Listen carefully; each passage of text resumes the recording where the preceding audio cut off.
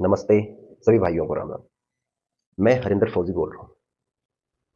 जैसा कि पिछले कुछ दिनों में स्वास्थ्य का इशू होने की वजह से और दूसरा थोड़ा इन्हीं सब चीज़ों के काम में कुछ सांसदों ने फ़ोन किए कि मैं आप जवानों की बात को रखेंगे हम लोग।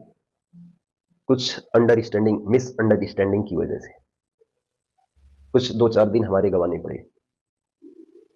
लेकिन इसमें कहने में कोई गुरेज़ नहीं है। ये कहने में कोई मुझे गुरेज़ नहीं है कि 2-4 दिन नहीं, मैं पूरा जीवन मुझे अगर इसमें गँवाना पड़ेगा तो मैं गँवाने के लिए तैयार हूँ।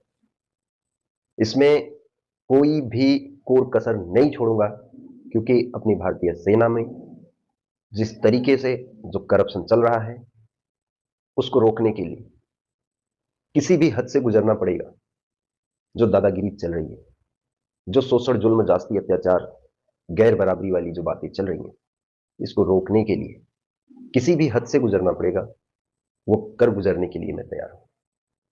लेकिन भारतीय सेना के साथ, देश की सुरक्षा व्यवस्था के साथ इस तरीके से जुल्म, ज़्यादती, अन्याय, अत्याचार नहीं होने दूँगा। इसके लिए अपना संपूर्ण जीवन मैं इसे दान देने के लिए तैयार हूँ और पूरी कोशिश कर रहा हूँ और लगातार करता रहूँगा इस जुल्म, इस शोषण को रोकने के लिए। तुम्हारी जो मर्ज़ी हो सके, जैसे कि मैं अभी आपको बता दूँ कि तमाम एफआईआर की धमकियाँ आ रही हैं। तुम 1 एफआईआर नहीं, तुम 1000, 1 लाख एफआईआर कर दो मेरे ऊपर, लेकिन मैं पीछे नहीं हटूँगा। तुम दलाली कर सकते हो देश के साथ, तुम गद्दारी कर सकते हो, तुम अपनी पावर का बिल्कुल मिसयूज़ कर सकते हो, लेकिन हरिंदर फौजी को इस सच्चाई को सामने लाने में, देश के सामने इसे रखने में तुम कदापि नहीं कामयाब हो सकोगे। और हरिंदर यादव को रोकने में तो बिल्कुल भी नहीं। तुम ये अपनी गीदड़ भक्कियाँ, ये जो तुम कायरानी धमकियाँ दे रहे हो, कायराना तरीके से बातें कर रहे हो, तुम इसे अपने पास रखना। डराना उन जवानों को जो तुम्हारी चापलूसी करते हैं। तुम उन्हीं को डरा सकते हो, उन्हीं को धमका सकते हो, लेकिन सच्चाई के रास्ते पे चलने वाले, सत्य के साथ जीने वाले, हमेशा सच्चाई के रास्ते पे चलने वाले हरिंदर फौजी को तुम इन गीदड़ भक्तियों से नहीं डरा धमका सकते।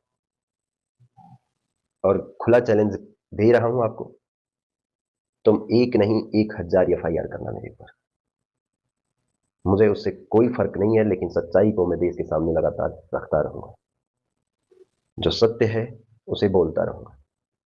जिससे हमारे देश को हानि है, उस चीज को मैं लगातार उजागर करता रहूंगा। तभी जाकर के उस पर विचार होगा और आने वाले समय में कोई ऐसी दुर्घटना ना हो, ऐसी किसी भी प्रकार की दिक्कतें ना आए कि जिससे हमारी भारतीय सेना को उसका सामना करना। अगर हर जगह गद्दार हो सकते हैं, हर जगह अफसरशाही हो सकती है, तो सेना के अंदर भी कितनी दादागिरी और कितना अफसरशाही चल रही होगी, इसका आप अंदाजा लगा सकते हैं इस बात से कि हर जगह मीडिया का जमाना है, हर जगह मीडिया पहुंचती है, हर जगह वीडियो आइडियो वायरल होते रहते हैं। लेकिन सेना एक ऐसी संस्था है जहां पे मीडिया का पाबंदी है, मीडिया को जाने नहीं दिया जाता। लेकिन आजकल दो टाइप की मीडिया का काम वहां पे कराया जा रहा है। एक, सरकार के गुणगान गाने के लिए किसी अग्निवीर को सामने ला करके कि नहीं हमारा भविष्य बहुत अच्छा है।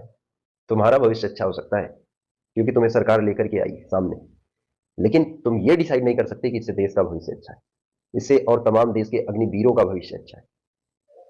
तो ऐसे जो सरकार ला करके, सोचिए, वही आर्मी एक्ट, वही रूल, वही रेगुलेशन जो जवान के लिए है, जो अग्निवीर के लिए है, वही उसके लिए भी है, लेकिन एक को सरकार सामने ला करके इंटरव्यू दिलवा रही है, एक को सामने ला करके ये कह रही है कि नहीं आप बोलिए, इस तरीके से देश को गुमराह करिए, क्योंकि एज ए अग्निवीर अगर इस चीज को बताएगा, अपनी पीड़ा को और सच्चाई को, अंदर होने वाले दुर्व्यवहार, उन चीजों को अगर एक अग्निवीर बताएगा तो उससे देश यकीन करेगा। इसलिए एक अग्निवीर को पकड़ करके, उसे गाइड कर करके उसे सामने लाया जाता है और उससे सारी बात झूठी, एक मतलब उसे एक तरीके से रटा करके एक 2-4 लाइन की एक स्टेटमेंट उसे बुलवाई जाती है।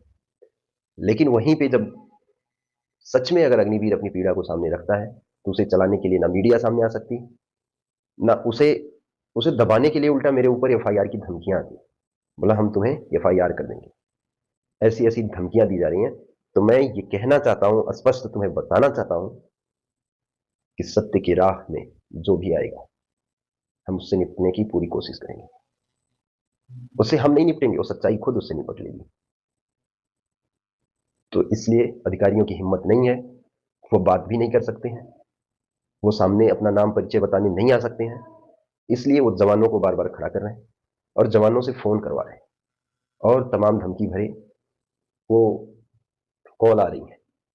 तो इसलिए मैं ऐसे सीओ को भी बताना चाहता हूं जो कमांड कर रहे हैं कि अगर कुछ ऐसे में अगर कुछ आपदाएं होती हैं, कुछ घटनाएं होती हैं या किसी भी प्रकार का ऐसा कुछ होता है, तो वो सीओ तैयार रहेगा। जिस यूनिट का जवान जिस तरीके से कॉल करवाया जा रहा है उससे, तो उस यूनिट का सीओ एज ए कमांडिंग अफसर, वहां के जो और भी ऊपर के अधिकारी हैं, वो भी इस चीजों का संज्ञान ले लेंगे और इस चीज से बिल्कुल तैयार रहेंगे कि इस तरीके से जब आप आदेश देकर के अपने जवानों को आगे ला रहे हो और ऐसे अनाप शनाप फोन करवा रहे हो और ऐसी जो गैर जिम्मेदाराना बात करा रहे हो, तो उसके जिम्मेदार आप होंगे, ना कि वो जवान। एक जवान की इतनी हिम्मत नहीं है कि वो मुझे फोन करके इस टाइप से बातें कर सके।